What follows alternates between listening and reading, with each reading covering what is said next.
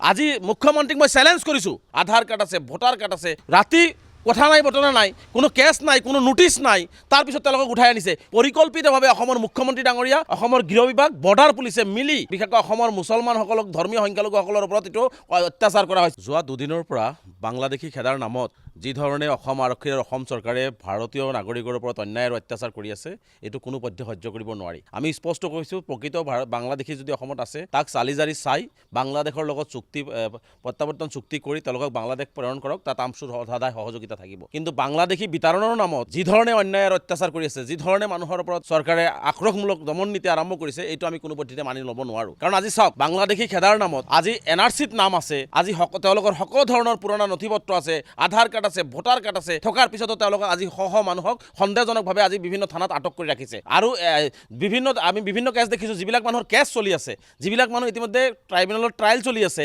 সেইবিলাক মানুহক তেওঁলোকে উঠাইছে। যিবিলাক মানুহ হাইকোৰ্ট, সুপ্ৰিম কোৰ্টে বেল দিছে, ইতিমধ্যে ভাৰতীয় বুলি ডিক্লেয়াৰ কৰিছে, সেইসকল মানুহক উঠাই আছে। তাৰমানে এইটো সম্পূৰ্ণভাৱে পৰিকল্পিতভাৱে অসমৰ মুখ্যমন্ত্ৰী ডাঙৰীয়া, অসমৰ গৃহ বিভাগ, বৰ্ডাৰ পুলিচে মিলি অসমৰ, ভাৰতবৰ্ষ, বিশেষকৈ অসমৰ মুছলমানসকলক, ধৰ্মীয় সংখ্যালঘুসকলৰ ওপৰত এইটো অত্যাচাৰ কৰা হৈছে। গতিকে এই অত্যাচাৰ স্পষ্টভাৱে আমি কৈছোঁ বন্ধ কৰাৰ কাৰণে আমি দাবী উত্থাপন কৰিছোঁ। বাংলাদেশী আছে, বাংলাদেশী চালি জাৰি চাই প্ৰত্যাৱৰ্তন কৰক, তাত কোনো আপত্তি নাই আমাৰ, তাত সহযোগিতা থাকিব। কিন্তু প্ৰকৃত ভাৰতীয় নাগৰিকৰ ওপৰত আজি গুৱাহাটীত আজি দেখিছোঁ যে ৰাতি কথা নাই বতৰা নাই, কোনো কেছ নাই, কোনো নোটিছ নাই, তাৰপিছত তেওঁলোকক উঠাই আনিছে। খোৱা পানী এটোপাল তেওঁলোকক দিবৰ কাৰণে পৰিয়ালে মানে বিচাৰিছে, সেই খোৱা পানী টোপাল তেওঁলোকক দিয়া হোৱা নাই।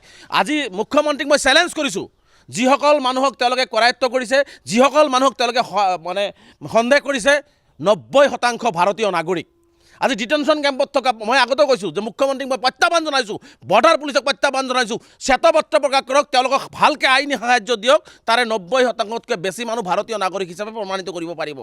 আজি সেইকাৰণে আজি অসম চৰকাৰে কেৱল মাত্ৰ ধৰ্মীয় সংখ্যালঘু হোৱাৰ কাৰণে অসমত এটা অস্থিৰ পৰিৱেশ, এটা ভয়ংকৰ পৰিৱেশ সৃষ্টি কৰিবৰ কাৰণে, ভোট বেংকৰ ৰাজনীতি কৰিবৰ কাৰণে এনেকুৱা ধৰণে তেওঁলোকে মানে নিৰ্মমভাৱে সাধাৰণ জনতাক আক্ৰমণ কৰা, সাধাৰণ জনতাক বাংলাদেশীৰ নামত অপবাদ দিয়া আৰম্ভ কৰিছে। আজি বিভিন্ন কেছ চলি আছে, সেই কেছ চলা মানুহক তেওঁলোকে উঠাব নোৱাৰে। NRCত তেওঁলোকৰ নাম আহিছে, সেইবিলাক মানুহক তেওঁলোকে উঠাই আনিব নোৱাৰে।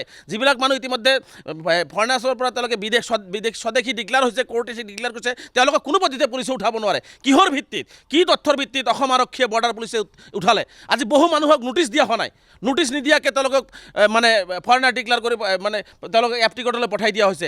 আজি 2013 চনত, 14 চনত, 15 চনত বহু মানুহ তেওঁলোকে ভাৰতীয় হিচাপে কোৰ্টে তেওঁলোকক স্বীকৃতি দিছে, তাৰপিছত আকৌ নতুনকৈ তেওঁলোকক নোটিছ নিদিয়াকৈ তেওঁলোকক ফৰেনাৰ্ছ বনাই দিয়া হৈছে। গতিকে ইয়াত সম্পূৰ্ণ এটা ভয়াৱহ চক্ৰান্ত কৰা হৈছে, ভয়াৱহ ষড়যন্ত্ৰ ৰচনা কৰা হৈছে। অসমখনত এটা অগ্নিগৰ্ভ পৰিস্থিতি সৃষ্টি কৰিবৰ কাৰণে হিমন্ত বিশ্ব শৰ্মা ডাঙৰীয়াই ৰাজনীতি কৰিবৰ কাৰণে এনেকুৱা ধৰণৰ কথা কৈ আছে আৰু এনেকুৱা ধৰণৰ কৰ্মবিলাক কৈ আছে। গতিকে আমি স্পষ্টকৈ কৈছোঁ, বিদেশী মানুহক ভালকৈ চিনাক্ত কৰি বাংলাদেশ হওক, নেপাল হওক, তেওঁলোকৰ লগত প্ৰত্যাৱৰ্তন চুক্তি কৰি প্ৰেৰণ কৰক। কিন্তু এই যে যিটো নিৰ্মম অত্যাচাৰ, যি ধৰণে এটা ভয়ংকৰ পৰিৱেশ ৰচনা কৰিছে, এইটো অসম চৰকাৰ, বৰ্ডাৰ পুলিচে বন্ধ কৰিব লাগে, স্পষ্টভাৱে বন্ধ কৰিব লাগে। আজি ৰাতি 9 বজাত আমি কেন্দ্ৰীয় সমিতিয়ে জৰুৰীভাৱে এখন সভা আহ্বান কৰিছোঁ। সভাৰ পিছত আমি পৰৱৰ্তী পদক্ষেপ গ্ৰহণ কৰিম। মুখ্যমন্ত্ৰীয়ে যদি প্ৰকৃত ভাৰতীয়সকলক বিদেশীৰ নামত যদি অত্যাচাৰ চলাই থাকে, তেনেহ'লে কিন্তু অসমত এটা ভয়াৱহ পৰিস্থিতি হ'ব।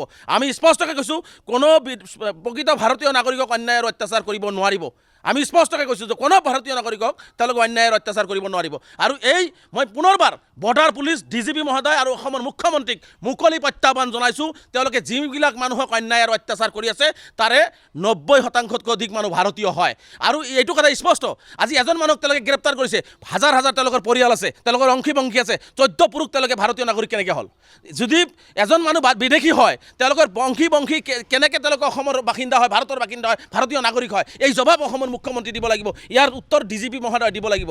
গতিকে সেইকাৰণে স্পষ্টভাৱে মুখ্যমন্ত্ৰীক কৈছোঁ, এই ধৰণৰ নিৰ্মম অত্যাচাৰ, এই ধৰণৰ নাটক মুখ্যমন্ত্ৰীয়ে বন্ধ কৰক, অন্যথা কিন্তু অসমত এটা ভয়াৱহ পৰিস্থিতি হ'ব। আৰু ইয়াৰ বাবে সম্পূৰ্ণ গৃহ বিভাগ, অসমৰ মুখ্যমন্ত্ৰী জগৰীয়া হ'ব। আৰু আমি আজি 9 বজাত আমি কেন্দ্ৰীয় সমিতিৰ বিশেষ জৰুৰী সভাৰ পিছত আমি পৰৱৰ্তী পদক্ষেপ গ্ৰহণ কৰিম। কোনো পদ্ধতিতে ভাৰতীয় নাগৰিকৰ অত্যাচাৰ সহ্য কৰা নহ'ব আৰু বিদেশীৰ লগত আপোচ কৰা নহ'ব। বিদেশী যদি আছে, চালি জাৰি চাই, পুংখানুপুংখ কাগজ পাতি চাই তেওঁলোকক সকলো ধৰণৰ ব্যৱস্থা কৰি বিদেশলৈ প্ৰেৰণ কৰক, আমচুৰ সহযোগিতা থাকিব।